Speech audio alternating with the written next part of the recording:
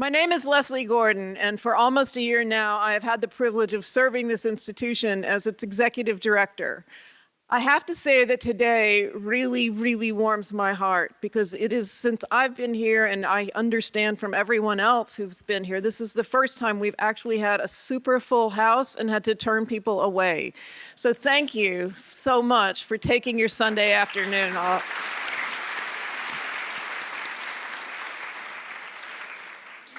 A couple of announcements before we start. One, I want to thank the Rich Foundation who supports this, and this is why you're all here at no cost today and why the museum is open for free. And if you haven't gone to the museum, please check out our exhibits after this program.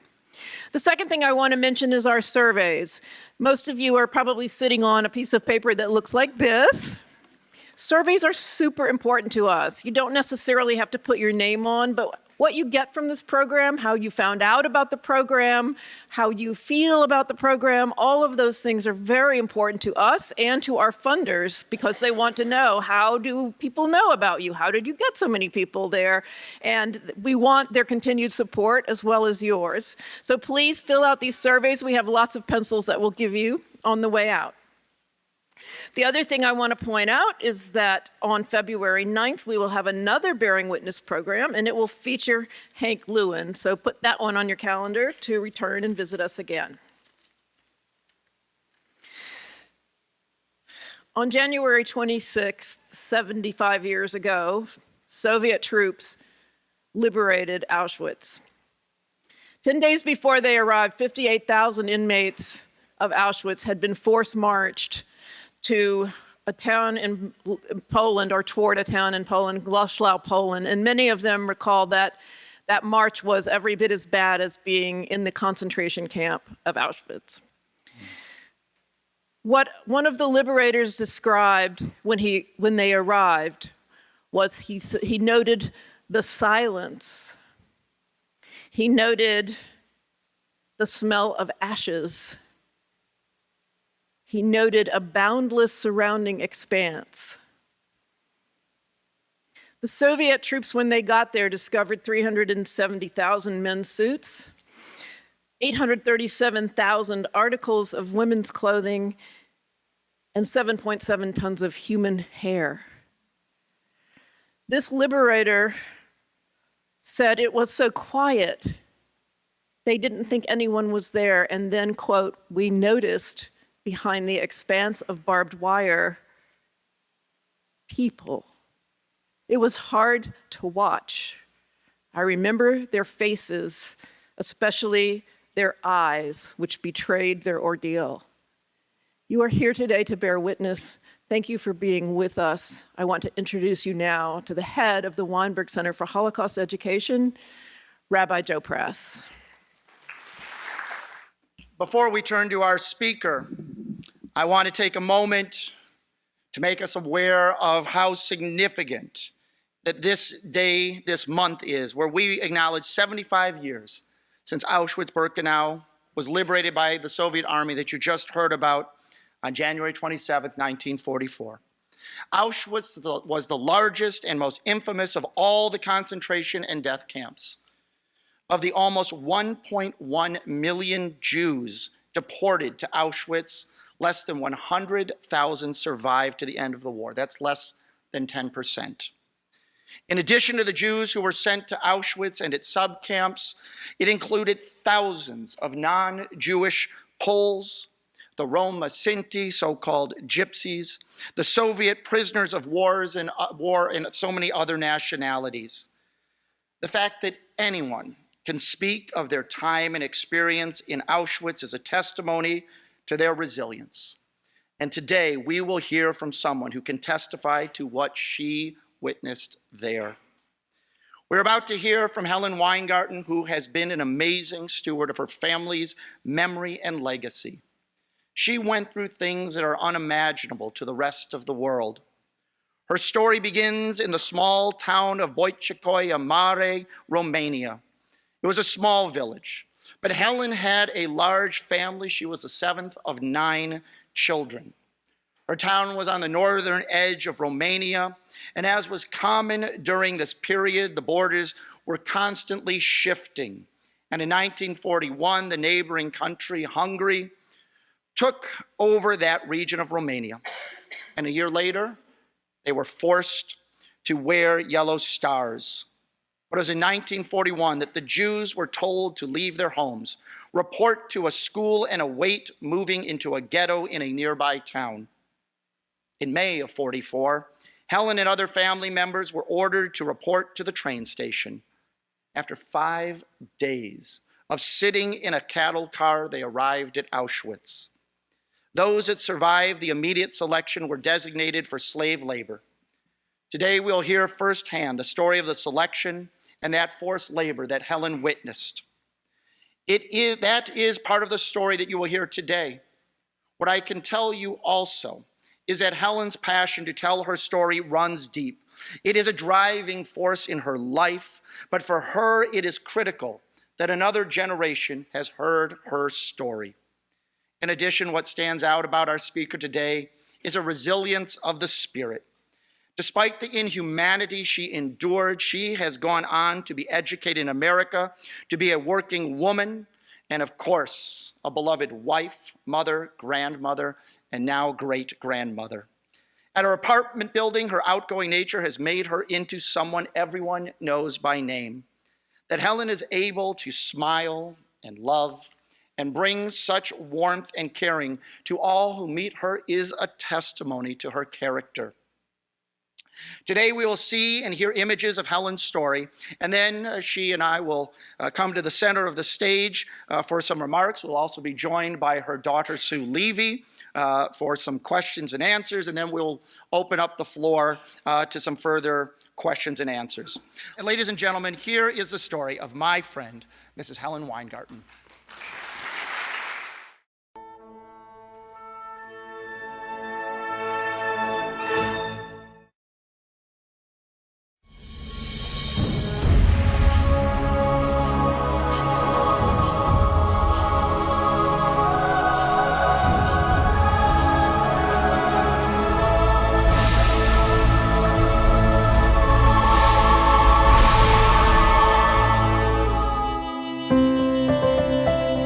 My name is Helen Weingarten, born from Auschwitz. I was born in a village called Bocikoyo Mare because it was Romania at that time. My mother had 9 children, 6 daughters and 3 sons. I was the 5th daughter, okay? There was Rose, Freda, Goldie, Esther, myself. Then my father had a good business. He was a men's clothes designer. Beautiful, beautiful business. We were very happy. It was a happy life. My father made a good living for us. And my mother raised the children. I remember my older sister took over a little bit. And, you know, she gave us the beds and clothed us when we were little kids. Yeah, we were happy. I even had a little boyfriend. I loved him. I was 15, 16 years old. Harry. We had a good life. It was happiness. We didn't know from anything. Yes, we did. When I went to school, we had to pass out a Catholic church, that the Catholic children went there to school. We went with the Protestant children, the Jews and the Protestant children. When we passed that church, you know, I was a little kid, 5, 6, 7, 8-year-olds. They called us every name in the book. Anti-Semitic parents, I don't know how they, you know, why they did it, but anyway, we just let it go. Then at 12, I went to learn trade, because school I couldn't go. I learned to sew. You know, it took a few years until I was doing okay. And then there was a weaving factory, which I didn't make any money when I was sewing, learning. There was a weaving factory, small, and I went to work there, which I made already my spending money. And I worked there till I was about 17.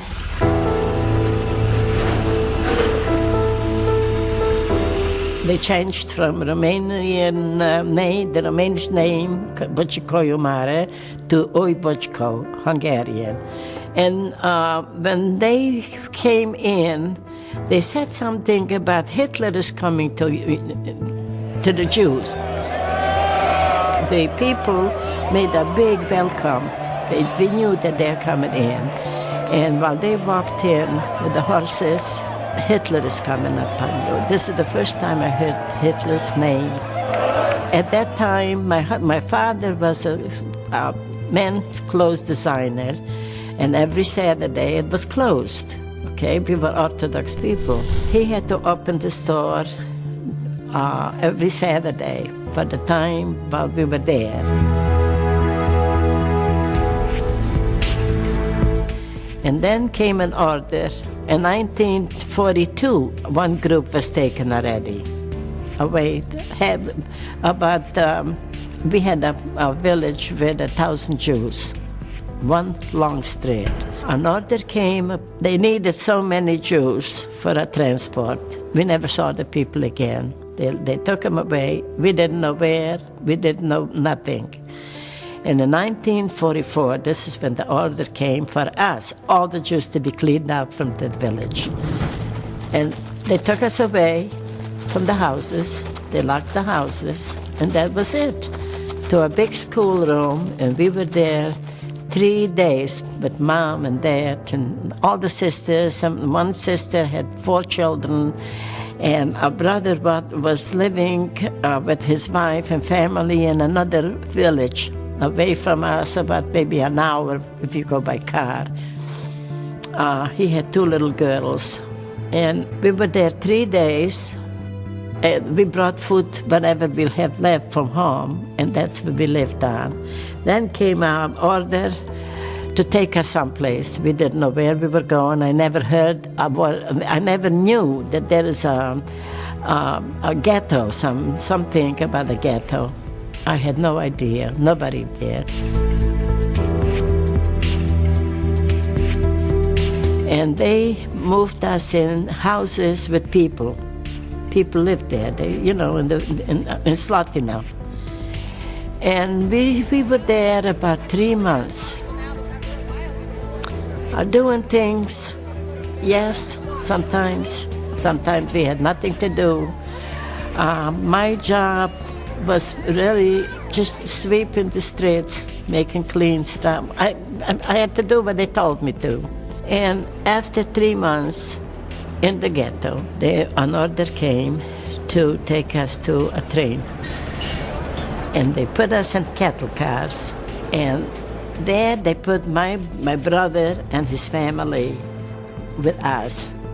We were about 90 or 100 people in that cattle car.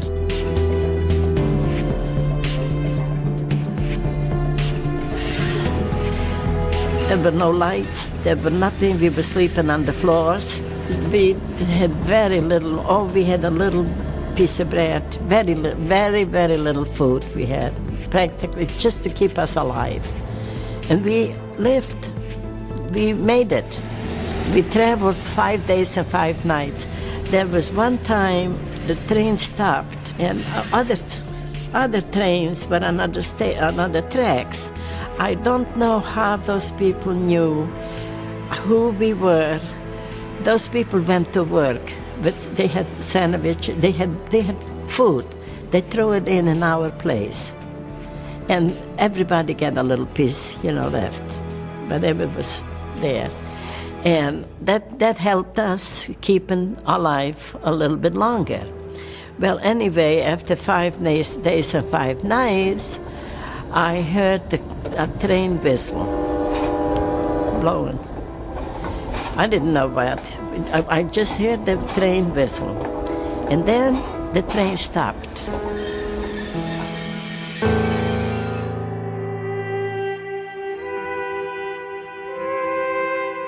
There was a place called Auschwitz.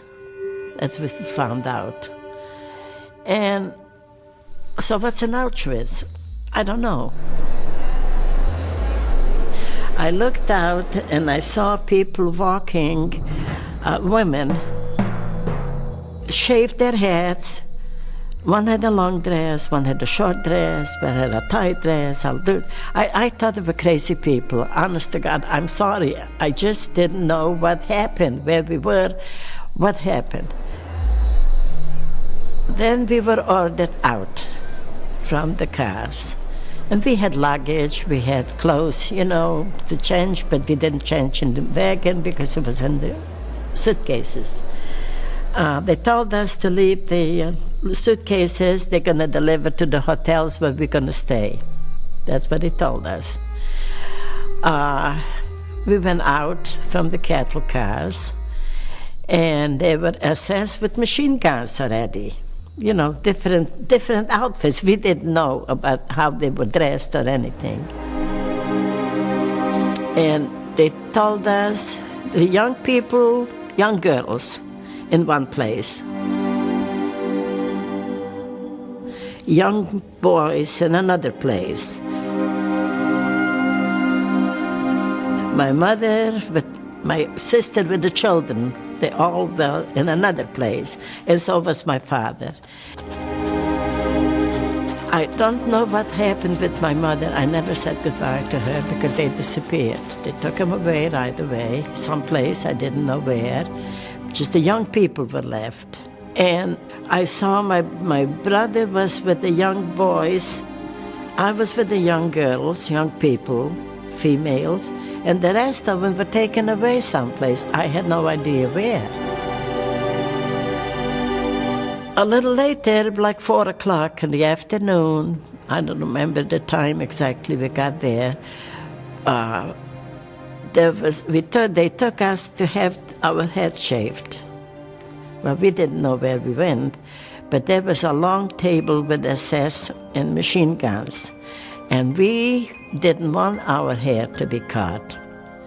I mean, just shaved, because I saw the crazy people there walking. They said, if you are not doing it, we're going to kill you right here. Well, we did. We had our hair shaved and put a dress on, what they gave us, and then they put us in the barracks. We couldn't find each other. We were 5 sisters left. We couldn't find because we didn't know. They were shaved. You couldn't recognize nobody. About 2-3 days later, we kind of saw one sister, and another sister looked familiar, okay? And then one sister, the older one, came and said she talked to a cousin who was here a week or 2 before us. And I have to tell you something, she says. Our parents and Rose, the sister Rose and her children, and my brother Moshe and his wife and the 2 little girls, they all went to the crematorium. They got gassed and killed. And see the crematoriums burning, the flames were out, you could see it. It smelled like okay, I'll just stop for a minute. It smelled like human flesh from the crematoriums. We were not far away. I found out how it happened. They went into a room. They told them they're going to take a shower. They took off their clothes. Then they put the gas in from the ceiling. And this is how they died. And then they put them in the crematoriums. It still bothers me. I never said goodbye to my mother. She deserved it. Okay.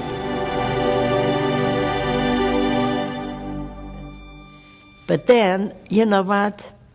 We were not even surprised or something because we were afraid that we're going to be next. So we were there day in and day out and say l'appel every day. Say l'appel meant counting the people, like we were 1,000 people in that barrack. We had to be 1,000 people out. 5 in a row, 5 in a row, 5. And the SS counted exactly.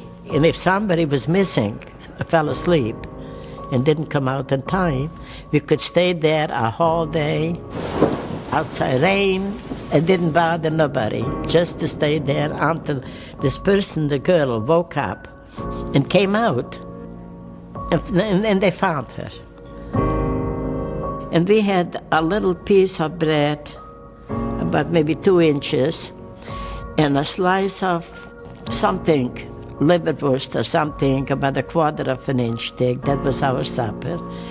And in the morning, 2 o'clock in the morning, they woke us up to go for coffee, which I didn't have, I didn't want. Breakfast was nothing. We can just to barely keep us alive. We were about 30 barracks there in one street. And of course, you know, the electric fences, they were so high, you couldn't escape, no place. Day in and day out was the same thing. We had a Dr. Mengele that came and checked us if we are good enough to go to work. That's why I'm here alive now. I was young and I was okay. And he turned me around, you know, to see if I'm really okay. The times after, when Dr. Mengele came, he picked up people, you know, women, children. Every other day, that doctor came and picked more children, more girls, more. In my barrack, in the other barracks, happened the same thing, okay?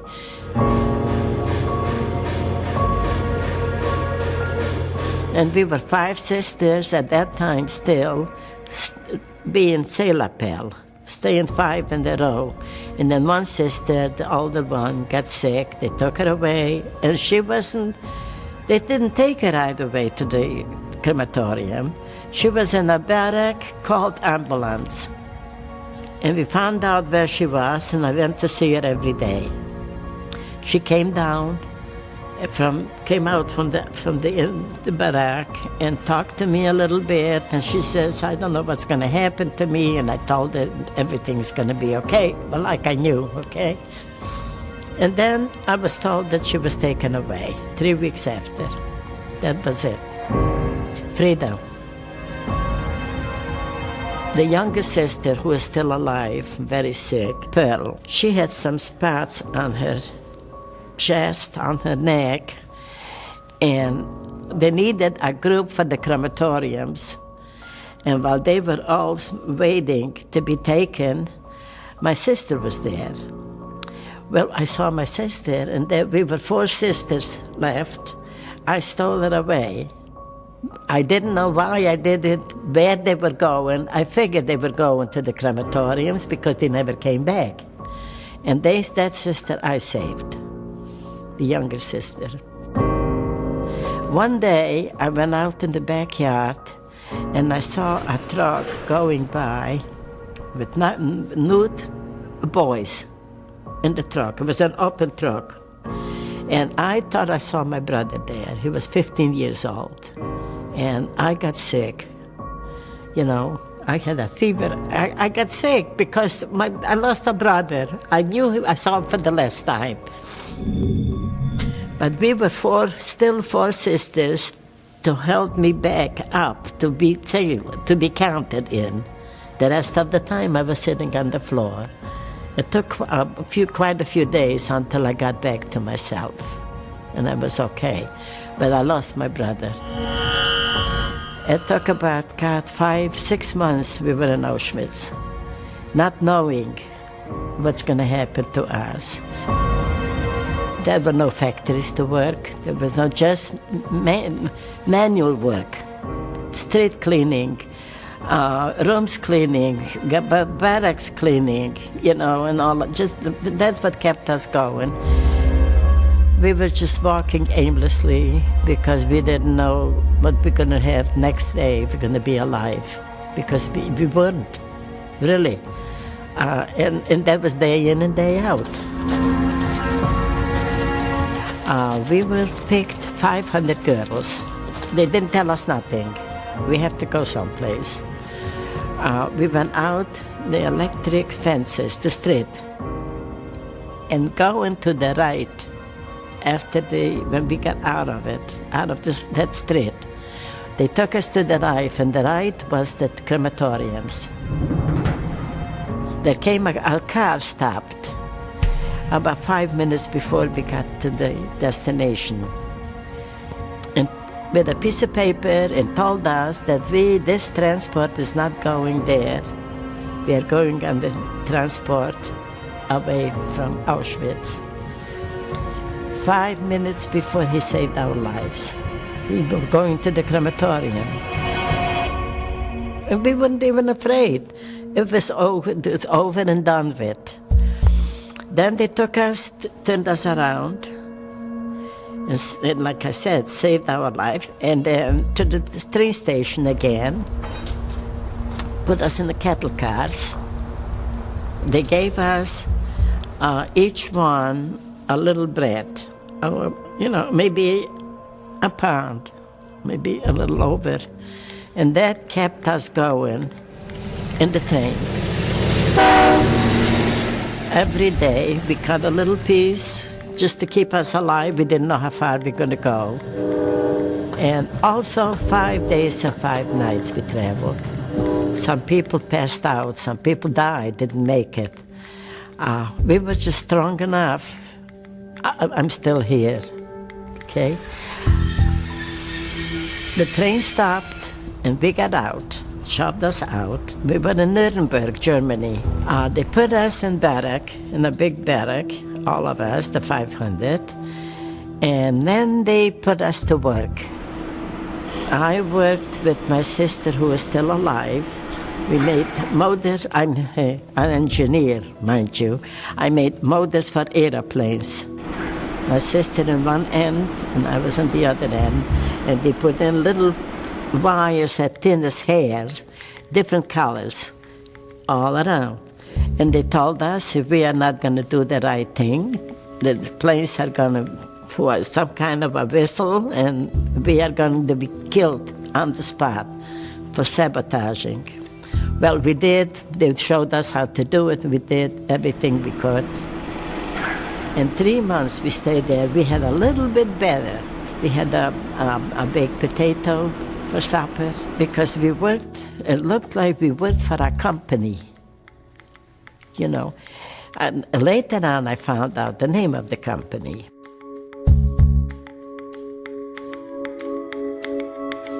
When the company came to visit, to inspect, we had a better dinner. We had something more to eat. And this is how they kept us alive. And we worked. And they made, you know, they needed the job well done.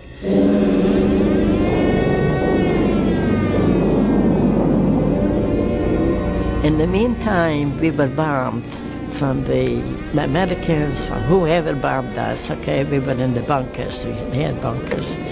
When we came out one time, everything was gone, the barracks. They built up again, you know. We were in the bunkers until they built up barracks again for us. 2 sisters in one factory, and 2 sisters in a neighboring factory, two buildings. And we were bombed day and night. When they bombed this factory where I was, my sister and I, Esther and myself, we were in the basement. They took us down to a basement. And once we were by the one wall, and the pressure was so strong, it threw us to the other wall, to the next wall. Well, we couldn't get out. There were people outside who knew that there were people in the factory. They were working in one place by a window for 2 hours until they started taking us out one at a time. And then we started to walk to the camp. I walked past the other factory. It was in flames, and I knew I lost the 2 sisters. But the same thing happened there. The fact that they were in the basement, then they were saved. We were reunited. My two other sisters survived, and we all were at the camp together again. They told us the Russians are coming, the Americans are coming, we have to leave.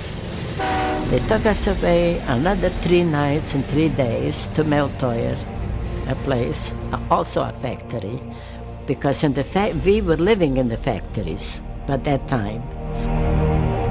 In the bunkers, we were with the American soldiers who were captured too. But we didn't talk to them, we didn't understand nothing, but they had a map, and they showed us that here are the Americans, the Russians, and soon we're going to be out, free. After the 3 months in Meltoyer, we were told we are going to leave. So we said, no, we are not going to go walking hundreds and hundreds of miles. If you want to kill us right here, all of us. Because we knew we are not going to make it. Anyway, we didn't go. We stayed there, and 3 days later, the Americans came in and liberated us. What we felt was happy. We didn't know what we felt because everybody was lost. You lost the rest of the family. We were happy to be alive. That was it. A lot of people got sick because they couldn't take the food. I weighed about 72 pounds, barely alive, okay, when we were liberated. Little by little, the stomach was taking because the stomach couldn't take what the Americans brought food. After the liberation, a friend of mine and I, we went out, we traveled with the soldiers from place to place to find out if somebody's alive. Well, we got to Munich, Germany, and there were 2 men and a woman walking towards us, and he came closer and closer, and he hugged me and kissed me. He says, I saw your brother yesterday in the synagogue, he's alive. But I passed out for 2 hours. I didn't know where I was because I knew he was dead and he is alive. And then when I came to, they told me what happened. One day, the guy that I knew walked in and said, I brought you somebody here. And my brother walked in. He brought my brother from Munich, from home. I don't know, a young kid, he made it.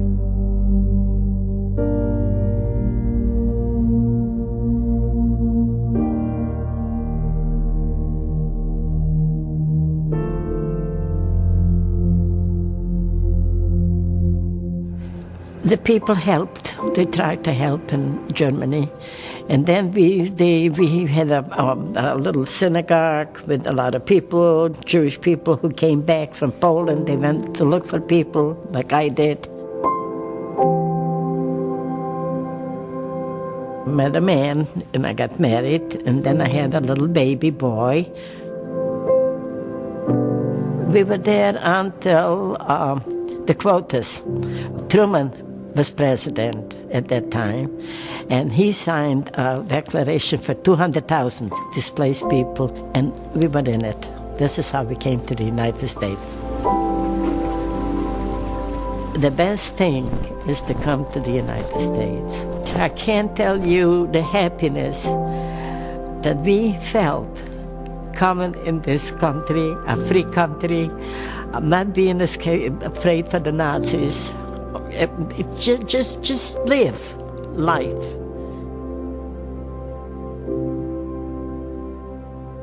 I really think about sometimes, and I say, how did we get out of there? How did we escape?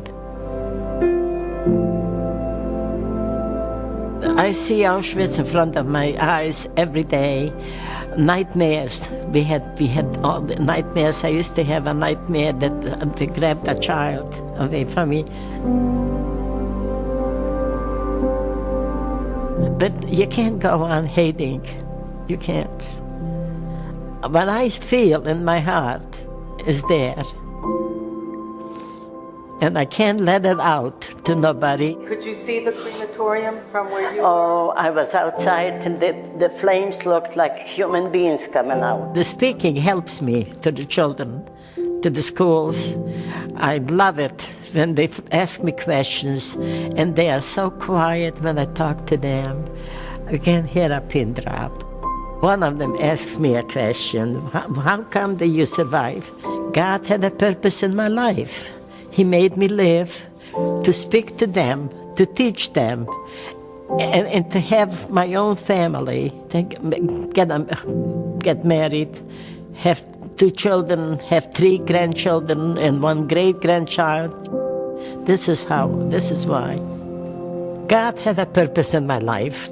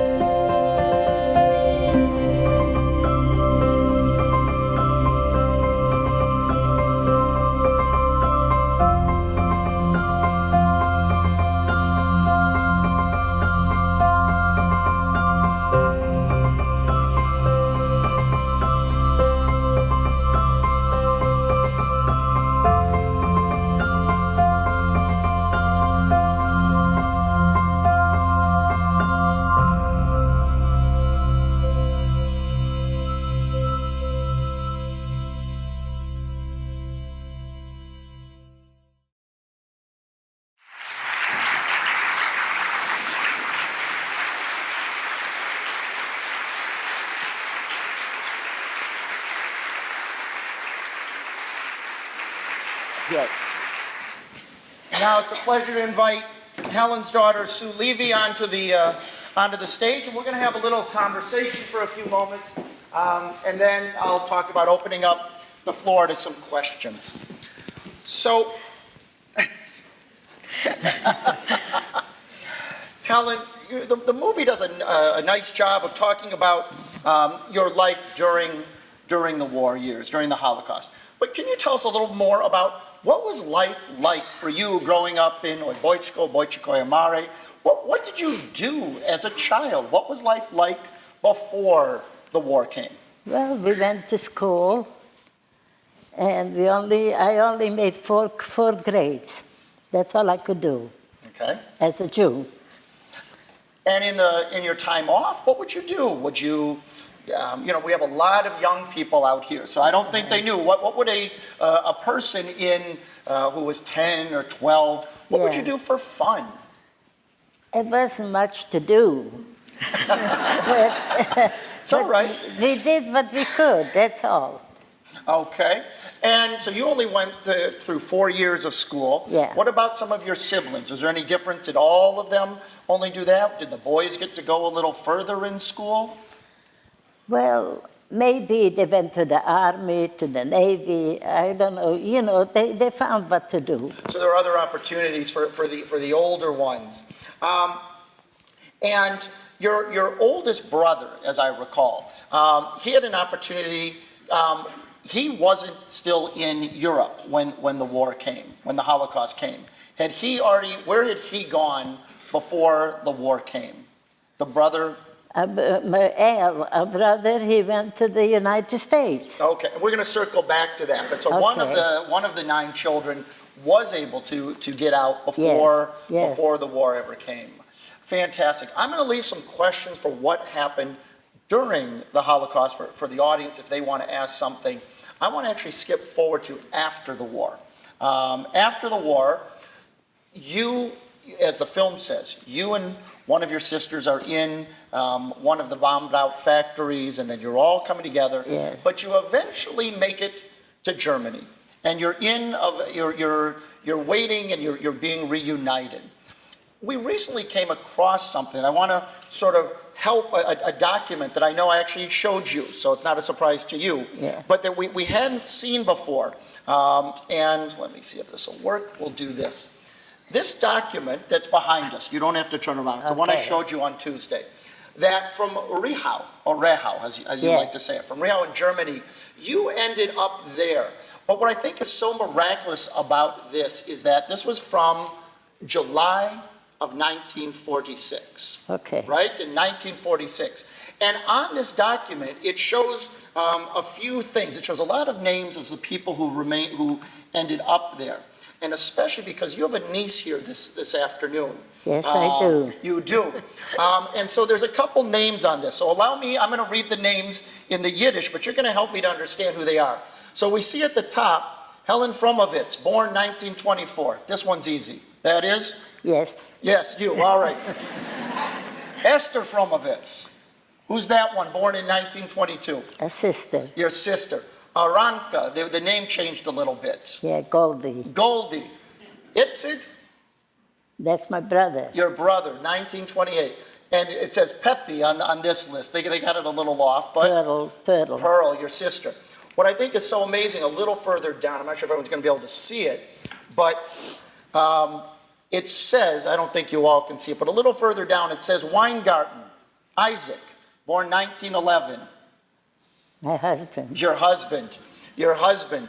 And he also was able to find Maria and Heinrich. The names changed a little bit. A sister. A sister, his sister, which became Manya, Manya. Manya. Weinberg.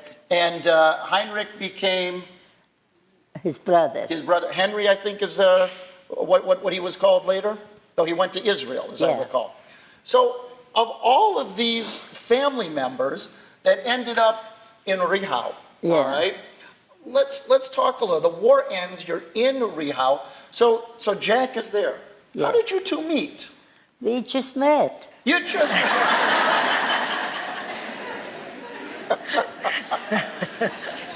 How did you meet? Do you remember how you met him? There was a house in Real that people came from all over to look for family. Mm-hmm. Who's alive and who is not alive. Uh-huh. Okay. Well, this is where Jack came in, and we met. And after that, he asked you out, I believe, as you told me? Yeah. Okay. I'll leave it at that for now. All right. And after a while, though, of course, your son Saul, your older brother Saul, is born not long after that, while you were all waiting to come. 2 years later. 2 years later, while you're waiting to come to America. Yeah. When you come to America, how was it? You were able to come to America because it wasn't easy to come to America. No, because we didn't speak the language. Okay. So what challenges did you need to navigate when it came to that? Lots of it. First, my husband went to look for a job. I looked for a job, for something to do. When you came to America? Yeah. But first of all, where did you go when you came to America? We came to Boston. Okay. Okay. Because the New York harbor was, well, a lot of ships there. Mm-hmm. So they passed by and we went to the ship we were on. They went to Boston, Massachusetts. Perfect. And then you settled in which state? Ohio. Why would you go to Ohio? I lived in Ohio. It's nice. I know, it's But what okay. brought you to Ohio? It's okay, let me tell you. Tell us. Okay, I had an uncle there. My mother had 4 brothers there. Okay. They came before the war, the first. And this is where we landed up in Ohio. We came to Cleveland, the outskirts of Cleveland. We didn't know nothing from there. Okay. Yeah, and then we made a life. Beautiful. And I'm going to ask Sue a couple questions about that in just a second. So for the moment, the last one for you, Helen, is when did you start telling your story? What's the first recollection of telling this story about the Holocaust and what happened to you? I was in Ohio, and people went around talking about the Holocaust, and they found me, okay, and they asked me if I could tell us my story. I said I'll never forget it. I'll tell I know from every minute I landed there till I left it. And that's how I started speaking. Beautiful. Let's turn to Sue for a minute. Sue, when did you first know that your mom was a survivor? What did she tell you? When was the first time she started sharing this with you? And Saul's not here, but maybe you can share if that was the same with your brother. She didn't share. I didn't know anything, really. I just knew that my parents had accents and my aunts and uncles had accents, and she didn't tell us anything. No. And I didn't ask anything, I think for the same reason. I don't think she wanted to inflict the horror of it on her children. And I didn't want to ask questions thinking this could be really painful. The little I knew about it, I didn't feel like I needed to know more. And so now you know, and I know we spoke about this, but can you share with everyone gathered here? So when really was the first time you knew the fullness of the story? Probably when I got engaged and my husband started asking questions of my dad and of my mom. I sat around in the apartment listening to the answers, and they were talking to him, but I didn't ask questions. It was a little bit painful. So, excellent. So well into adulthood, truly well into adulthood. Very good. And you know, when we spoke about this, a lot of your experience is a little different because sometimes when our survivors come over, they are the only members of the family, you know, and so for you, what was it about? How did the Holocaust affect or not affect your extended family? I don't think it affected us. I was talking to my cousin who's visiting from Florida. She came to see Aunt Helen. We had cousins by the dozens, we always said. She had 4 sisters and a brother in Lorraine, and then we had an uncle in New Jersey, Asbury Park, who would come, and we had a good time. Our lives revolved around the temple. We all went to Hebrew school, and of course back then the Holocaust was not part of a Sunday school discussion. Right. So, you know, we never talked about it amongst ourselves. Helen, Sue said you know that you really didn't share the story with her. I want you to validate or correct. I know you like to correct me too when I make a mistake. No, I don't. That's all right. Why did you choose not to tell Sue about the stories? I couldn't burden them with what I went through. I couldn't and I wouldn't. And then there was a film, a tape that was made. Right. And they came in to see the tape. So I think they learned a little bit more from the tape. That was the Spielberg tape. Right, through the USC Shoah Foundation, Yeah. Steven Spielberg was instrumental in that. Yes. Right, so that's when they knew a little more and were able to see some of that. Yes. Very good, very good. In a minute, we'll open up the floor to the audience, but I know how important it is for you, well, let me rephrase, let me put in a question. How important is it for you to speak to audiences, in particular, young people, very young people? I'll tell you what. No, this is what I want to do. I want the whole world to know what was done to me.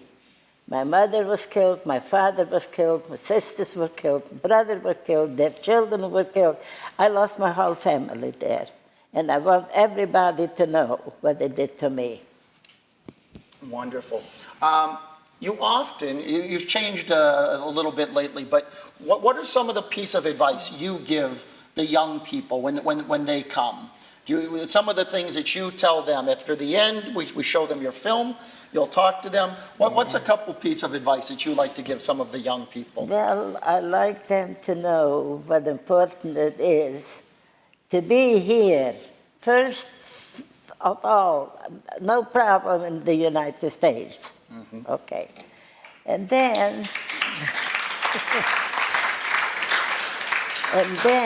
after, you know, they start growing up, I want them to brush their teeth twice a day at least. They should get into adulthood what we did, okay?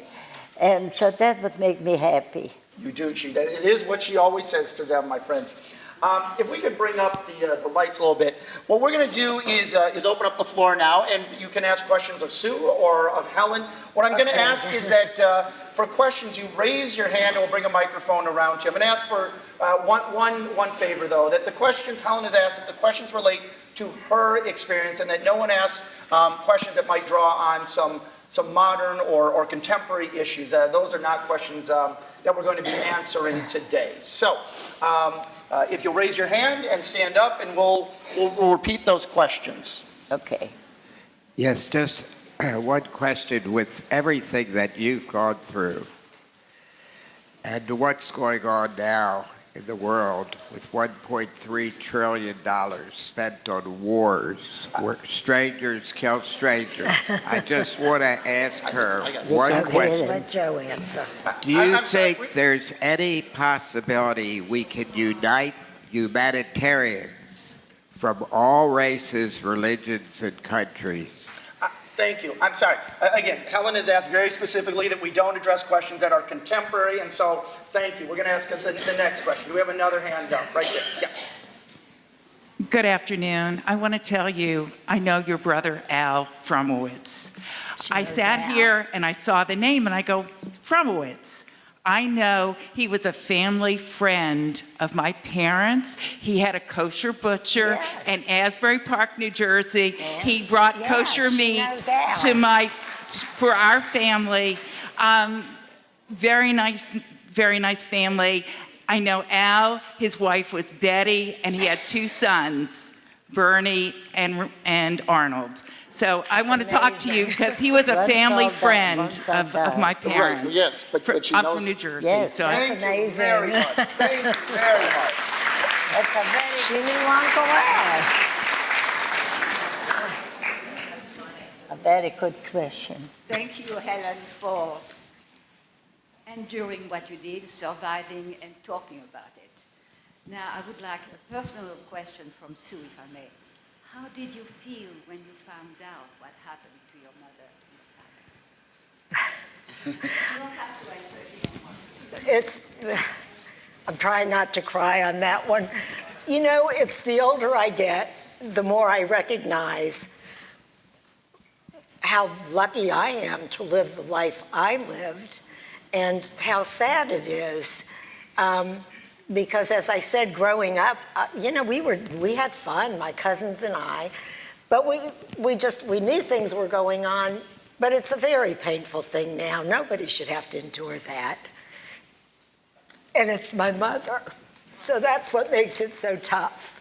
And I know there are other survivors out here, but personally, the older I got and the more I know, and I'm fortunate my uncle is still alive, but it's very difficult. Thank you. And I want to acknowledge that the question came from one of our other survivor speakers as well. So it's so nice to see other survivors supporting each other today. Thank you, Manuela. Other questions, please. I think we have we'll come back. Hi, I would like to know, your sisters or your brothers and extended family, did everybody not talk to their children about this? Because I personally know somebody who had, in Massachusetts, who had parents from the Holocaust, and her childhood was very, very tough. Because Could I she answer did, that one? she, Let me well, just repeat either or, yeah. Thank you. Thank you. Just Sue's going to take the first crack at it. But but Sue's going to answer first. But do your other siblings share the same way or not share the same way about the Holocaust with their children? Okay, but Sue first. Let's. Well, my cousin Judy's here, and we were talking about it yesterday, and nobody spoke to us about this. Everybody shielded us. They had their own lives to live. How did we know that we were different? Because our seders were huge with family. My uncle Al from Asbury Park came every year, and every year my Uncle Irwin, who is the patriarch of the family, started off every Seder with "My Country 'Tis of Thee," "God Bless America." We all sang that every year at every Seder. And that's how we knew. I don't think my friends were doing that at their seders. But that's how we really knew. And no, one sister I know from my cousin, she says her mother did tell her things like, "You're not eating that food." I didn't have food in the camps. My mother never did that. I'm the pickiest eater in the world. Had she done that, I would weigh 72 pounds. So, no. Very good. I think I saw a question in the front. Here, Leslie, if you could get the microphone. Hi. Helen, my mother was also in Auschwitz, and they came to America also in 1949, and they landed in Boston. And that's the first I realized it when I found out recently. Do you remember the name of the ship? Do you remember the name of the ship you were on, coming to America? I have to think back. It's been a long time. I think actually we do know the name. We can get that. Do you know the date? It's the Eltinger. Yep. Again, Myra, go ahead. I think it's the Eltinger. Okay. The Eltinger. Yes, yes. the Eltinger. That's the one. Grandson Ben is keeping the family honest right there. Very good. Very good. Another question. We'll stick in the front row for a moment. Hi, I would like to know how you learned English, what kind of business you worked in when you came here, and how you got to Atlanta, Georgia. Okay, let me see if I get all of them. How did you learn English? Okay. What kind of business were you in? And what was the third part? How'd you get here? Well, that one. All right. And how did you get to Georgia? Let's start with, how did you learn English? Okay. We were in Ohio, and one of my sisters saw an article in the paper that a night school is opening up. Mm-hmm. So we all went to the night school. I made 4 years of high school there. Mm-hmm. Very good. And I learned...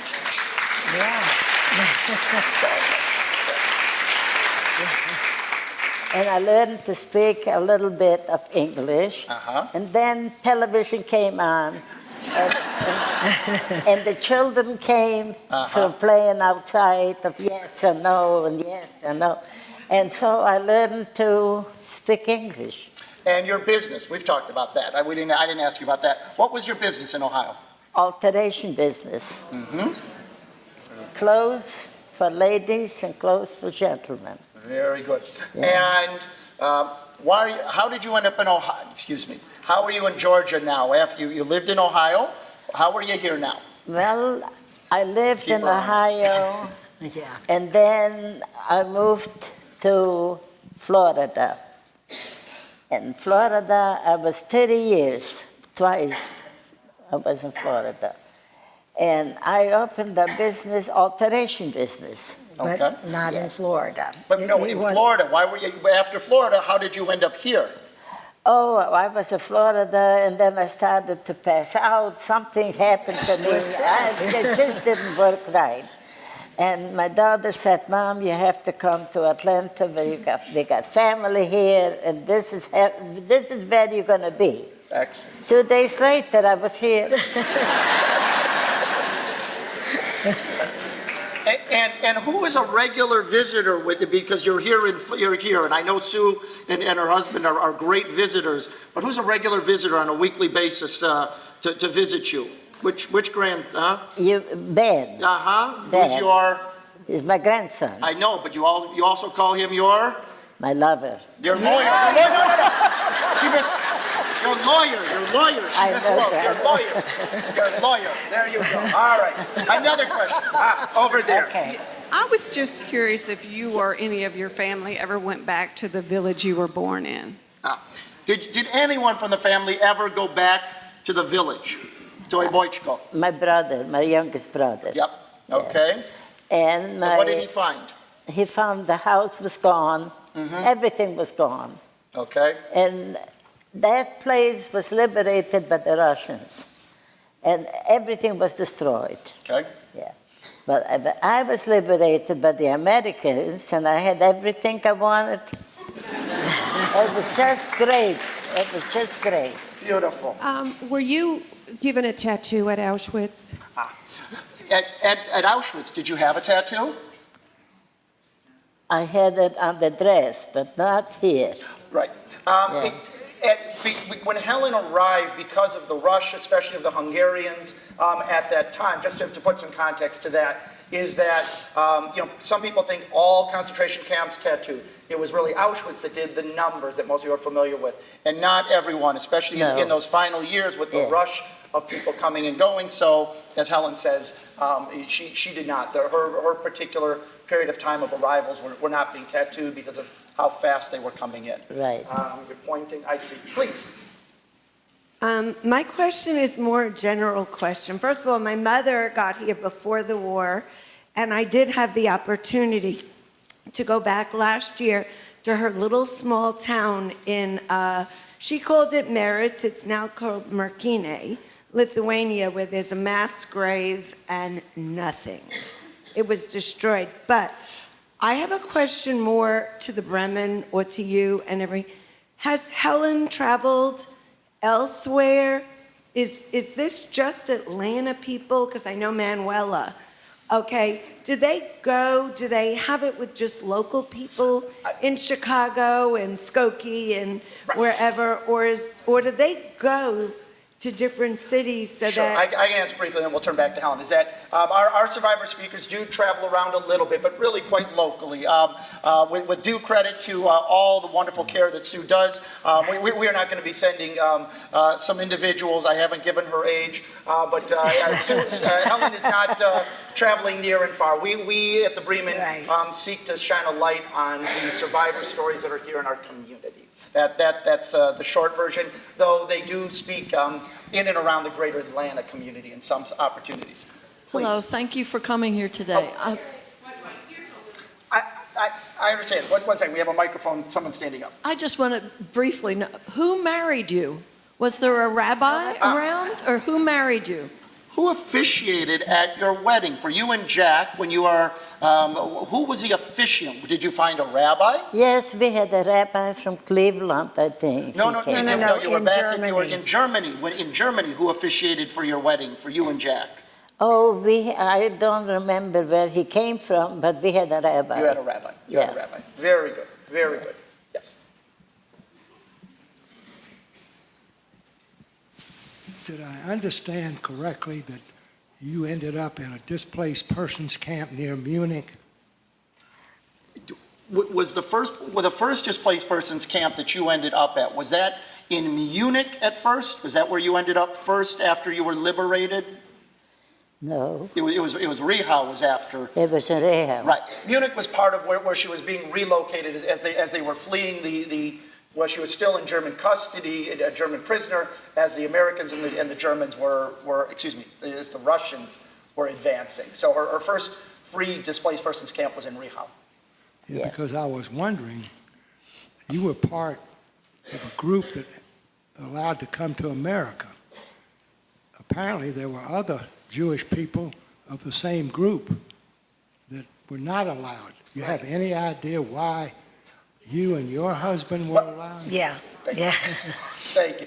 To answer the simple question, thank you so much for the question, is that during the time in the post-war one needed a sponsor, and that Helen's and her siblings, the entire Fromovitz and the Weingartens were able to come to America because of that large group of her mother's brothers who were in America, that they could testify that these immigrants would not be a burden on society. So in large part, there was not just a sponsor, there were multiple sponsors. I'm sure one uncle was the lead sponsor, of course, but that's why she was able to go to the front of the line. We're coming over here. Yep.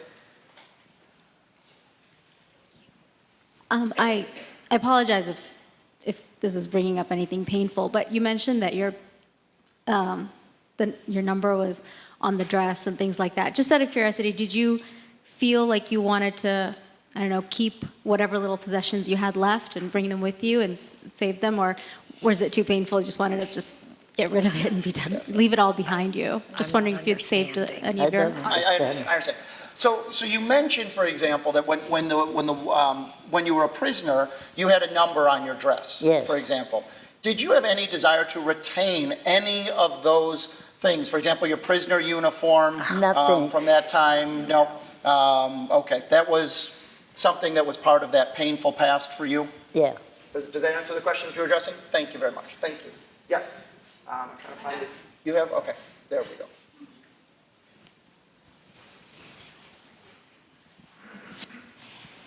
At what age group do you start educating children today about what transpired at the Holocaust? And where do you go to educate them? I'm not sure if you're asking. We, in the state of Georgia, but I'm going to ask Helen in a minute, so it's a question for an answer. In the state of Georgia, Holocaust education is mandated in 5th and 7th grade, as well as part of world history in the high school. So we see a lot of 5th graders. Of the children you see, what age do you like to speak to most often? Do you like the older kids or the younger kids? To everybody.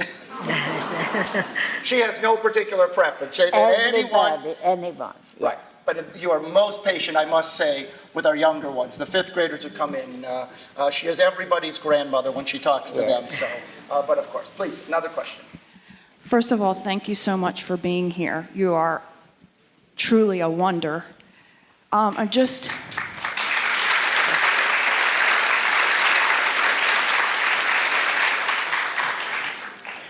wondering how everything you went through and the whole Holocaust itself, how did that affect your faith, your belief, your Judaism?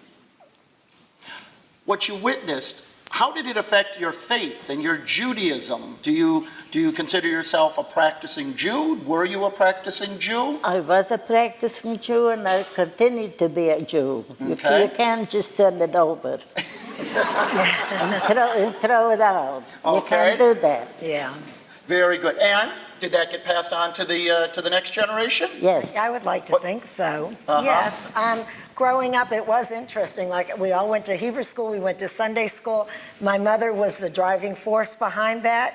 My father was not as, I think he lost a lot of faith after the war. So it was, I think they might have butt heads a little bit about that, but my mother said, they're going to Sunday school, they're going to Hebrew school, we're going to be bar mitzvahed, and we're going to be confirmed. And so, yeah, I'd like to think that I passed it along to my son. Mm-hmm. Very good, very good. It happens with all of us, butting the heads with the children. Very good. Over there we go. Yes. How did the Germans treat you individually after the war when you were living in Munich or other places? Real. Yeah. How did you feel you were treated by the German residents of Rehau afterwards? How did you feel? How did you feel those Germans treated you? They treated us okay because they didn't know what was going on.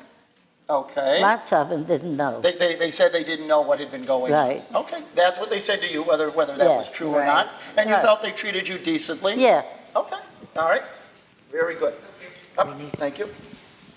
Because of what you endured, Helen, do you ever have any hate in your heart to the people or to the country that caused the problems that you endured? Because of what you endured, do you have any hate in your heart towards anyone, if there is anyone you have? No, you can't hate people. You can't. Okay. Yeah. And you feel that you okay, I'll let that answer stand. That's very succinct. Very good. Very good. Okay, two more questions. We have one or two more questions, and then we're going to wrap up for the day. Water? No, thank you. I'm okay. I just wanted to know what you and your fellow prisoners did while you were captured to stay mentally strong, and if there was any little pockets of happiness that you guys were able to create during your time. Okay. While you were prisoners, was there anything that is there anything that you recall that you and the other prisoners did to keep mentally strong? What did you talk about? How did you keep that resilience of spirit in mind? Do you recall what you all would talk about? Yeah, we were talking about home. Home? Right. The cooking, the baking, the whatever went on. And we were happy. That's all we knew. You talked about the happy times. Yes. The happy times. Yeah. Very good. Excellent question. All right. Over here. Over here. There we go. The lights Hi. on the horizon. Hi. Thank you again for sharing your story. I was just wondering, did your husband ever share his story with people also? Okay. I'll ask both. Did Jack ever, your husband, Jack, did he ever share his story with anyone? Not really. Not really? Nope. No, I think it was much more painful, his losses, but no. And like I said, until I got engaged or I started dating my husband, and he would ask questions, and my roommate at the time, and my dad would tell them the stories, I was shocked. I didn't know anything. So no, he didn't really want to talk about it to anybody. Ladies and gentlemen, we have a few closing remarks from the chair of our board, but before she does so, can we give our thanks one more time for Helen?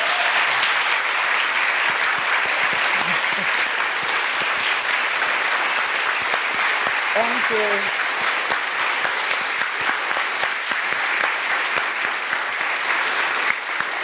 Oh, I want to thank everybody who is here today. They just gave up a day to come here and listen to me. I'm an old woman.